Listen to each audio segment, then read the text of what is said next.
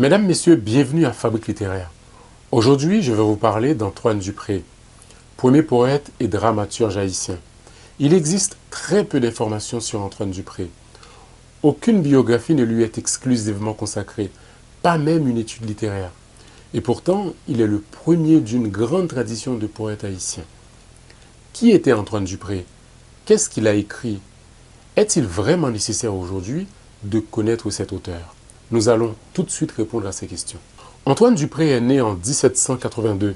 Il a probablement fait des études en France et aurait séjourné en Angleterre où il aurait fait également du théâtre, d'après ses propres confidences.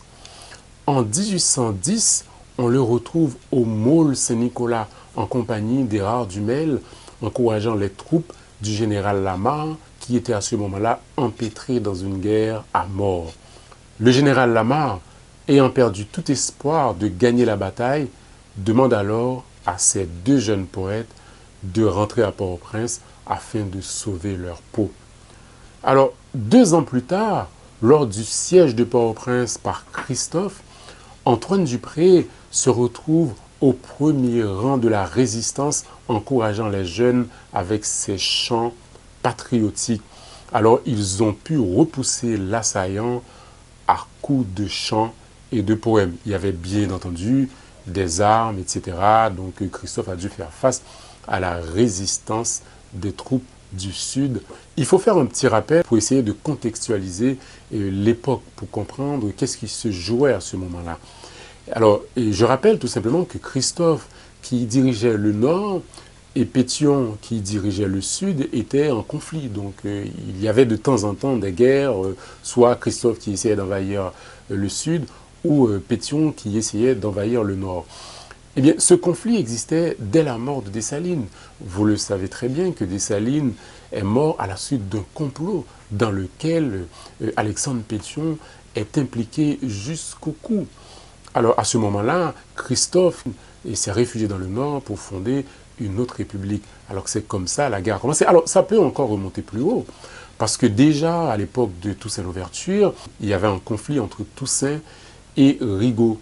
Rigaud qui est un mulâtre et Toussaint un noir.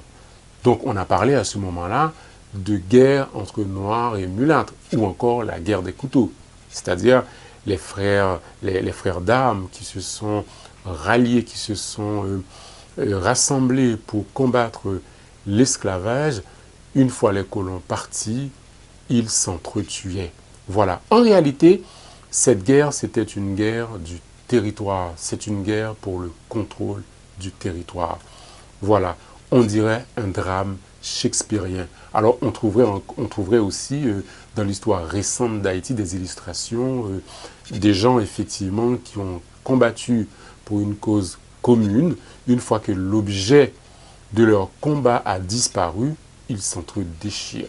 Pourquoi je fais ce rappel historique? C'est tout simplement pour vous dire que, comme Christophe dans le Nord avait ses propres écrivains, parmi lesquels je vous ai parlé du baron Vasté. Baron Vasté était la plume, on va dire, de Christophe. Eh bien, Pétion aussi avait ses plumes, avait ses écrivains, ses poètes. Eh bien, Antoine Dupré en faisait partie. En 1816, Antoine Dupré est mort dans un duel. Dans quelles circonstances? On ne sait pas. Alors, ce qu'on sait par contre, c'est que la pratique du duel était très fréquente en Occident à cette époque-là. Cela permet de trancher un différend entre deux adversaires quand l'un demande la réparation pour un tort subi ou bien pour une offense. Alors, on va dire, lors d'un duel, le combat se déroule généralement en présence d'un arbitre ou de plusieurs témoins qui veillent quand même au respect de certaines règles ou de certaines conventions qui souvent étaient fixées à l'avance. Alors, ces duels, c'était souvent à l'arme blanche ou plus rarement à l'arme à feu. Alors, ce qui est important dans cette information, c'est dans la façon de mourir d'Antoine Dupré, ça nous apprend quelque chose de tout à fait singulier. C'est que la jeune République d'Haïti pratiquait aussi le duel. Donc Haïti, tout comme l'Europe à cette époque, au 19e siècle, on réglait les conflits par le duel. Concernant l'œuvre d'Antoine Dupré, en 1844, l'œuvre complète d'Antoine Dupré est paru à Port-au-Prince. Malheureusement, il n'en reste aujourd'hui que quelques fragments. Tout a disparu. Parmi ceux qui restent, on peut citer un hymne à la liberté, le rêve d'un Haïtien, c'est des poèmes, et aussi vers pour graver au bas d'un buste de Pétion. Il avait écrit aussi des pièces de théâtre, par exemple La jeune fille qui est une comédie, ou encore La mort du général Lamar, qui est un drame, et aussi Le miroir. Ces trois pièces ont malheureusement disparu. Les fragments dont on dispose aujourd'hui d'Antoine Dupré permettent de déceler chez lui un grand enthousiasme pour la liberté. Il chante la liberté avec des accents émus et passionnés. Pour vous montrer à quoi ça ressemble, je vous lis son hymne à la liberté. Soleil, Dieu de nos ancêtres, ô toi de qui la chaleur fait exister tous les êtres, ouvrage du Créateur, près de finir ma carrière, que ton auguste clarté éclaire encore ma paupière pour chanter la liberté. Liberté, Vierge chérie, quand mon œil s'ouvrit au jour, pour t'aimer, j'aimais la vie. Et toi seul eus mon amour. Le tombeau détruit la flamme, le sentiment, le désir. Ah, brûle encore mon âme après mon dernier soupir. Par les lois de la nature, tout naît, tout vit, tout périt. Le palmier perd sa verdure, le citronnier perd son fruit. L'homme naît pour cesser d'être. Mais dans la postérité, ne devrait-il pas renaître s'il aimait la liberté? Haïti, mère chérie, reçois mes derniers adieux. Voilà, c'est un très beau poème.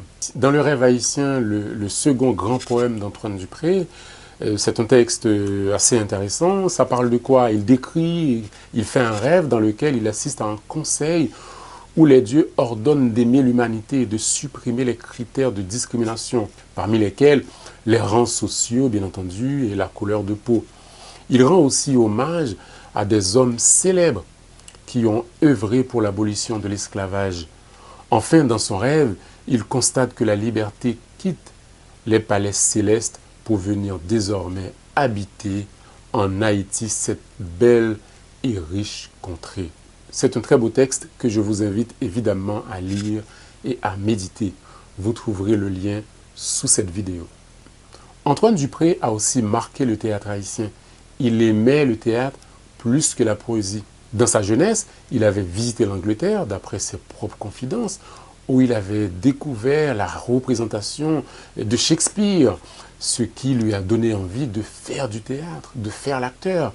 Alors, à ses débuts, il commençait vraiment à s'essayer à jouer un peu du théâtre. Alors, il est tout de suite hué et sifflé.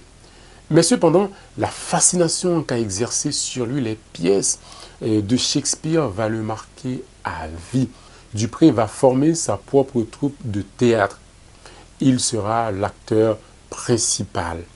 Au départ, il joue le répertoire du théâtre français, mais par la suite, il va jouer ses propres pièces de théâtre. C'est-à-dire les pièces que je vous ai citées plus haut, La jeune fille qui est une comédie, La mort du général Lamar, ou encore Le miroir. Concernant la pièce La mort du général Lamar, il faut savoir que Antoine Dupré jouait souvent en présence des acteurs, c'est-à-dire les jeunes hommes qui ont participé à la guerre au cours de laquelle le général Lamar a trouvé la mort. Alors ces héros, à la fin de chaque représentation, le public se levait pour applaudir ces jeunes qui ont risqué leur vie pour la patrie. Alors à ce moment-là, on peut imaginer la jubilation du poète devant l'acclamation du public. Vous voulez en savoir plus sur Antoine Dupré? Malheureusement, aucune étude ne lui est consacrée. Mais vous pouvez trouver quand même quelques commentaires sur son style et aussi quelques fragments de ses œuvres chez la plupart des historiens de la littérature haïtienne. Je vous conseille deux d'entre eux. Il s'agit d'abord de Duraciné Vaval, avec son histoire de la littérature haïtienne, paru en 1933, ou encore Auguste Viat, avec son histoire littéraire de l'Amérique française, paru en 1950. Voilà, ce sera tout pour aujourd'hui. Je vous dis merci pour votre fidélité et vous dis à bientôt pour une prochaine fabrique littéraire. Au revoir.